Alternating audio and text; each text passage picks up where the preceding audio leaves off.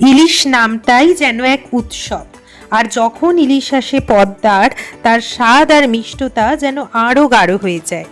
আজকে থালায় রয়েছে পদ্মার ইলিশ মাছ ভাজা, ইলিশের ডিম, সর্ষে তেলে মাখানো আলু সেদ্ধ, আর সাথে কাঁচা পেঁয়াজ। এটা শুধু খাবার নয়, এটা আমাদের সংস্কৃতি, আমাদের শিকড়ের গল্প। ইলিশ শুধু বাঙালির নয়, এটি বাংলাদেশের জাতীয় মাছ। বিশ্বের মোট ইলিশ উৎপাদনের প্রায় ৭৫% হয় বাংলাদেশে। পদ্মার ইলিশের মিষ্টি স্বাদের রহস্য লুকিয়ে আছে পদ্মার পানির খনিজ উপাদানে। এই কারণে ইলিশের মাংস এত রসালো আর তুলতুলে। ইলিশের জীবন এক অদ্ভুত ভ্রমণ।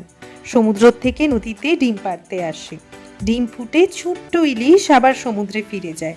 প্রকৃতির এই চক্র আমাদের বিস্মিত করে। আর জানেন কি, ইলিশের বিশেষ গন্ধগ্রন্থি তাকে নিজের জন্মস্থানে নদী খুঁজে পেতে সাহায্য করে। পশ্চিমবঙ্গের বাজারে আসা বেশিরভাগ ইলিশ বাংলাদেশ থেকে। পদ্মার ইলিশ মিষ্টি, আর গঙ্গার ইলিশ একটু বেশি তেলের স্বাদে ভরপুর। এই দেখুন, ধোঁয়া ওঠা গরম ভাত, তার ওপর ইলিশ মাছ ভাজার সর্ষের তেলের কয়েক ফোঁটা, পাশে সোনালি ইলিশ মাছ ভাজা, যার গন্ধেই মনে হয় সব অপেক্ষার প্রহর শেষ। ইলিশের ডিম থালার এক গোপন রত্ন। এর মিষ্টি আর নরম স্বাদ একবার মুখে পড়লে তা মনে গেঁথে যায়। সর্ষের তেলে মাখানো আলু সেদ্ধর সরলতা যেন পুরো খাবারটাকে আরও বিশেষ করে তোলে। আর কাঁচা পেঁয়াজ প্রতিটি গ্রাসে নিয়ে আসে ঝাঁঝালো এক মিষ্টি মোড়।